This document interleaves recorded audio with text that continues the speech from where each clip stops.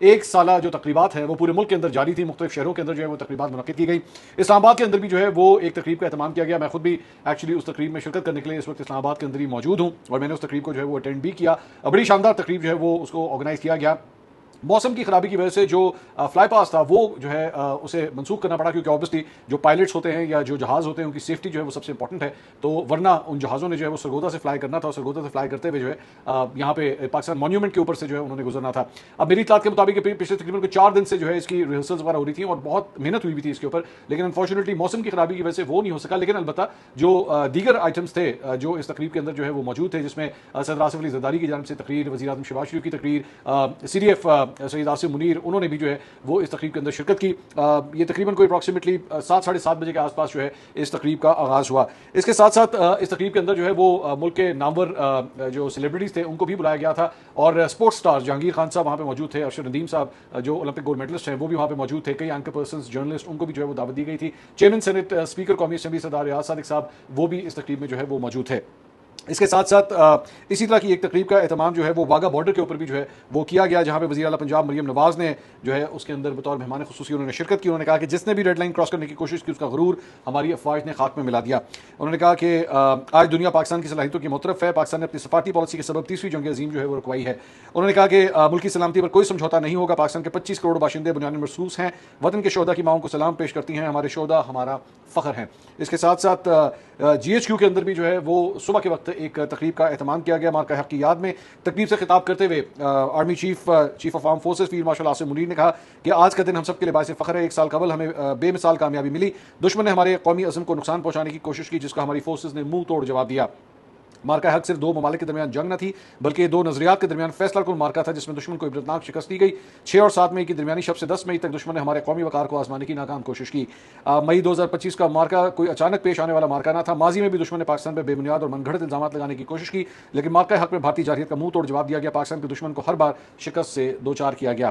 ہندوستان کا خواب ہے کہ وہ پاکستان کو عسکری جارحیت اور سفارتی تنہائی کا نشانہ بنائے. ہندوستان کا خواب ہے کہ وہ پاکستان کو تنہائی کا نشانہ بنا کر خطے میں طاقت کا توازن تبدیل کرے. دشمن کا یہ خواب اس کے قد کاٹ اور صلاحیت سے کہیں زیادہ ہے. ہندوستان کا یہ خواب پاکستان کبھی پورا نہیں ہونے دے گا. دشمن بھول چکا تھا افواج پاکستان نہ پہلے طاقت کے غلبے سے مرغوب ہوئے تھے اور نہ کبھی ہوں گے. اس کے ساتھ ساتھ انہوں نے کہا کہ پوری قوم دفاع وطن میں سیسا پلائی دیوار ثابت ہوئی. جب بھارتی میزائل گرے تو عوام کا جم غفیر ملک کے دفاع کے لیے امڑ آیا. فتح میزائلوں اور شاہینوں نے دشمن کے 26 سے زیادہ عسکری اہداف کو کامیابی سے نشانہ بنایا. دشمن جان لے پاکستان کے خلاف آئندہ مہم جوئی کے اثرات محدود نہیں ہوں گے. آئندہ مہم جوئی کے اثرات انتہائی خطرناک، دور رس اور تکلیف دہ ہوں گے. تو یہ بھارت کے لیے جو ہے یہ پیغام تھا کہ اب اگر آئندہ کبھی آپ نے کوئی ایسی کوشش کی تو نتیجہ جو ہے وہ پہلے سے بھی زیادہ تکلیف دہ ثابت ہوگا. اس کے ساتھ ساتھ امریکہ اور ایران کی قیادت بالخصوص امریکی صدر کے مشکور ہیں کہ انہوں نے اس مشکل کام کے لیے پاکستان پر اعتماد کیا.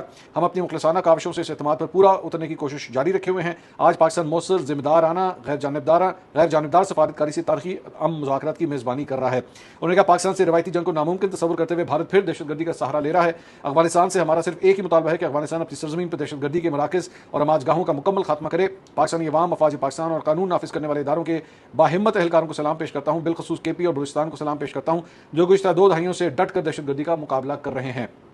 ہم ہر بے گناہ پاکستانی کے خون کا بدلہ لیں گے. دہشت گردی کے خلاف یہ جنگ آخری دہشت گرد کے خاتمے تک جاری رہے گی. پاکستان نے اپنی سفارتی کوششوں سے لبنان میں جنگ بندی کرانے میں اہم کردار ادا کیا. ہماری منزل وہ مقام ہے جس کا خواب ہمارے اسلاف نے دیکھا تھا. پاکستان کا سب سے لالی پرچم امید کا استعارہ ہے. تو یہ سی ڈی ایف کی جانب سے جو ہے وہ یہ تقریر کی گئی تھی. اس کے ساتھ ساتھ اس سے پہلے مسلح افواج کے سربراہان نے باری باری جی ایچ کیو میں یادگار شہدا پر حاضری دی، پھولوں کی چادر چڑھائی اور فاتح خوانی کی. یادگار شہدا پر حاضری کے بعد مسلح افواج کے چاق و چوبند دستے نے بری، بحری اور فضائی افواج کے سربراہان کو سلامی پیش کی. انٹرسٹنگ بات یہ کہ فیلڈ مارشل نے اپنی اس تقریر کے دوران تمام جماعتوں کا انہوں نے شکریہ بھی ادا کیا. روایتی میڈیا اور سوشل میڈیا کے کردار کا بھی انہوں نے ذکر کیا. اس کے ساتھ ساتھ جہاں پہ دہشت گردوں کی بات ہو رہی تھی جو سی ڈی ایف کی جانب سے جو ہے وہ بڑا ایک سخت پیغام ان کے لیے دیا گیا، تو اسی سلسلے میں ایک جو افسوسناک خبر یہ آئی پچھلے 12 سے 24 گھنٹے میں وہ یہ تھی کہ بنوں میں رات گئے دہشت گردوں نے پولیس چوکی فتح خیل پر بارود سے بھری گاڑی جو ہے وہ ٹکرا دی، جس کے نتیجے میں اب تک شہید اہلکاروں کی تعداد 15 ہو چکی ہے. پولیس کے مطابق 3 اہلکاروں کو ملبے سے زندہ نکال لیا گیا. آئی جی بنوں ریجن سجاد خان نے رات گئے ڈی ایچ کیو اسپتال کا دورہ کرتے ہوئے زخمی اہلکاروں کی عیادت کی. اسپتال میں میڈیا سے گفتگو کرتے ہوئے D I G Bannu region نے کہا کہ بنوں پولیس کے حوصلے بلند ہیں، دہشت گرد اپنے ناپاک عزائم میں کبھی کامیاب نہیں ہوں گے. डी आई जी बन्नू का कहना था कि दहशतगर्दों की आखिरी बुज़दिलाना कार्रवाई साबित होगी। बन्नू पुलिस दहशतगर्दों को चुन चुन कर अंजाम तक पहुंचाएगी और इलाके से उनका मुकम्मल खात्मा यकीनी बनाएगी। इसके साथ साथ वज़ीर आला खैबर पख्तूनख्वा सुहेल आफरीदी ने जिला बन्नू में के इलाके फतह खैर पुलिस स्टेशन पर दहशतगर्द हमले की शदीद मजम्मत करते हुए वाक़े में जानी नुकसान पर गहरे दुख और अफसोस का इजहार किया। उन्होंने कहा कि बंद कमरों में किए गए फैसला और मुसल्लत करदा पॉलिसियों ने मुल्क को बदअमनी की दलदल में धकेला, ताहम मौजूदा हुकूमत दहशतगर्दी से मुतासरा हर खानदान के साथ खड़ी है। इसी दौरान जो है वो ये खबर भी आई कि वज़ीर आज़म शहबाज शरीफ ने वज़ीर आला खैबर पख्तूनख्वा सुहेल आफरीदी से टेलीफोनिक रब्ता किया। उन्होंने गुज़श्ता रोज़ बन्नू में पुलिस चौकी पर दहशतगर्दों के हमले की शदीद अल्फाज में उन्होंने मजम्मत की और वज़ीर आज़म ने वाक़े में शहीद होने वाले पुलिस एहलकारों की बुलंदी दर्जात की दुआ और उनके अहल खाना से इजहार ताज़ियत भी किया। अच्छी बात है कि मुल्क के वज़ीर आज़म के दरमियान और खैबर पख्तूनख्वा के वज़ीर आला के दरमियान जो है वो कम अज़ कम ये रब्ता हुआ है। That is very good. मैं बार बार ये बात कहता हूँ कि दहशतगर्दी का अगर मुकाबला करना है तो स्टेट के तमाम एक्टर्स का जो है वो आपस में कोऑर्डिनेट करना, आपस में इकट्ठे चलना जो है वो बड़ा अशद ज़रूरी है।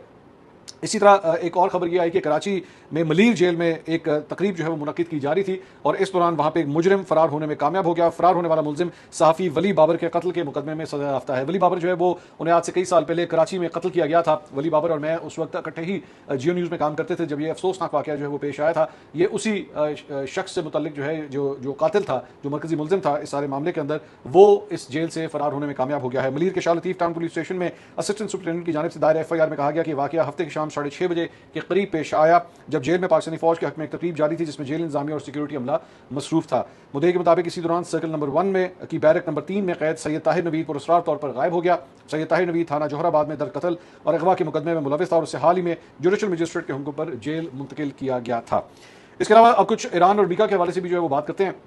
ईरान के सरकारी मीडिया ने कहा है कि जंग के खात्मे की अमरीकी तजवीज़ पर ईरान का जवाब पाकिस्तान के जरिए अब भिजवा दिया गया है। 24 घंटे पहले मार्को रूबियो जो सेक्रेटरी ऑफ स्टेट है अमेरिका के, उन्होंने कहा था कि हमें ईरान के इस जवाब का इंतजार है और हम उम्मीद करते हैं कि वो जल्दी वो जवाब आएगा। तो अब वो खबर ये है कि पाकिस्तान के जरिए वो जवाब जो है भिजवा दिया गया है।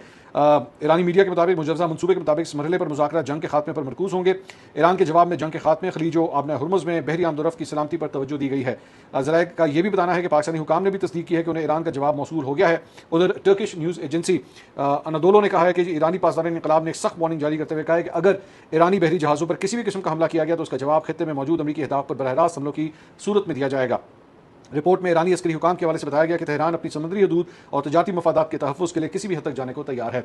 मैंने आज के हवाले से, मैंने शुरू में आपको मैं बताना भूल गया, लेकिन आज मैंने भारत के हवाले से भी एक बड़ी इंटरेस्टिंग जो है वो खबर देनी है। आज के दिन जो है उनके लिए एक बड़ी बुरी खबर जो है वो आई है और मैं थोड़ी देर में, बड़ी एम्बैरेसिंग एक्चुअली, मुझे एम्बैरेसिंग का लफ्ज़ जो है वो यूज़ करना चाहिए, बड़ी एक एम्बैरेसिंग खबर जो है उनके लिए आई है। ये डिटेल्स भी थोड़ी देर में वीलॉग में आगे चल के आपको देता हूँ। इसके साथ साथ तस्नीम न्यूज़ एजेंसी और अल जज़ीरा की रिपोर्ट के मुताबिक ईरानी फौज के तर्जुमान ब्रिगेडियर जनरल अक्रमी ने एक सख्त इंतबाह जारी किया है कि उन्होंने कहा है कि जो भी मुल्क तेहरान पर आयद अमरीकी पाबंदियों पर अमल दरामद करेगा उसे आबना हुर्मुज़ से गुजरने में यकीनी तौर पर मुश्किलात का सामना करना पड़ेगा। यानी उनका कहना है कि जो मुल्क भी अमेरिकन सैंक्शंस को जो है वो फॉलो करेगा तो फिर उनके टैंकर्स या उनका सामान अगर आबना हुर्मुज़ से गुजरेगा तो उनके लिए जो है वो प्रॉब्लम हो सकती है। उन्होंने कहा कि वाज़ेह किया उन्होंने कि जंग के दौरान दुश्मन अपने किसी भी मकसद को हासिल करने में नाकाम रहा और ईरान के अंदरूनी सियासी तवाज़ुन में कोई खलल नहीं है। इसके साथ साथ जनरल अक्रमी ने इस बात पर भी जोर दिया कि इस जंग बंदी के दौरानिए को ईरान ने अपनी अस्करी सलाहियतों और अफवाज को मजीद मजबूत बनाने के लिए इस्तेमाल किया। उनका दावा है कि ईरान ने अपने अहदाफ की फहरिस्त को अपडेट कर लिया है और अपनी दिफाई और जारहाना पोजीशंस को नई सूरत हाल के मुताबिक ढाल लिया है। इसके साथ साथ मुत्तहिदा अरब अमारात की वजारत दिफा ने जनाब कहा है कि मुल्क के फ़िज़ाई दिफाई निज़ाम ने इतवार के रोज़ ईरान की जानिब से आने वाले 2 ड्रोन्स को तबाह किया है। यानी कि ईरान की जानिब से ड्रोन्स UAE की जानिब मुत्तहिदा अरब अमारात की जानिब भेजने का सिलसिला जो है वो अभी भी जारी है। कुवैती वजारत दिफा ने कहा है कि फ़िज़ाई हदूद की खिलाफ वर्जी करने वाले ड्रोन्स को नाकाम बनाया गया है। कुवैती फ़ौज के तर्जुमान का कहना है कि फजर के वक्त कुवैती फ़िज़ाई हदूद में मुतअद्दिद दुश्मन ड्रोन्स की निशानदेही की गई। कुवैती अफवाज ने फौरी कार्रवाई करके ड्रोन्स को नाकाम बना दिया। उधर अमरीकी सहाफ़ी मारियो नोफेल ने एक ट्वीट किया है और वो एक नए खतरे की तरफ जो है वो इशारा कर रहे हैं। उन्होंने कहा है कि तेहरान का नया वार आबना हुर्मुज़ अब इंटरनेट डेटा के भी चोक पॉइंट्स बनने को तैयार है। यानी कि इंटरनेट की जो बेसिकली केबल्स जाती हैं आबना हुर्मुज़ के जरिए या उसके थ्रू, उसको भी जो है वो अब ईरान का टारगेट करने का इरादा है। ईरान की जानिब से आलमी मवासलाती निज़ाम को कंट्रोल करने के लिए एक इंतहाई अहम और स्ट्रेटेजिक इकदाम सामने आया है जिसके तहत तेहरान आबना हुर्मुज़ से गुजरने वाली 7 ज़ेर समंदर इंटरनेट केबल्स का इंतजाम संभालने की तैयारी कर रहा है। रिपोर्ट्स के मुताबिक ईरान एक ऐसी पॉलिसी पर गौर कर रहा है जिसके तहत गैर मुल्की ऑपरेटर्स को इन केबल्स के इस्तेमाल के लिए ईरान से इजाज़तनामे हासिल करने होंगे। इसके अलावा इन कंपनियों को भारी फीस अदा करनी होगी और ईरानी कवानीन की पासदारी करना होगी। सबसे अहम बात यह कि इन तमाम केबल्स का इंतजाम और देखभाल अब सिर्फ ईरानी कंपनियाँ ही सर अंजाम दे सकेंगी। تجزیہ کاروں کا کہنا ہے کہ ایران کی وہی پرانی ہرمز حکمت عملی ہے جس کا اطلاق اب عالمی ڈیجیٹل ڈھانچے پر کیا جا رہا ہے۔ اس سے قبل ایرانی پارلیمنٹ بحری جہازوں سے ٹول ٹیکس وصول کرنے کی قانون سازی کر چکی ہے، اور اب تہران اسی طرز کا دباؤ ان ڈیٹا کیبلز پر ڈال رہا ہے جو یورپ، ایشیا اور خلیجی ممالک کے درمیان رابطے کا سب سے بڑا ذریعہ ہیں۔ اور اسٹریٹجک لحاظ سے یہ معاملہ انتہائی سنگین ہے کیونکہ ایرانی پاسداران انقلاب پہلے ہی ان کیبلز کو نشانہ بنانے کی وارننگ دے چکے ہیں۔ تہران کا پیغام واضح ہے، فیس ادا کریں، ایرانی قوانین مانیں اور ایرانی نظام کو قبول کریں، ورنہ یورپ اور ایشیا کے درمیان عالمی مواصلاتی نظام کے اندھیرے میں ڈوبنے کا خطرہ مول لیں۔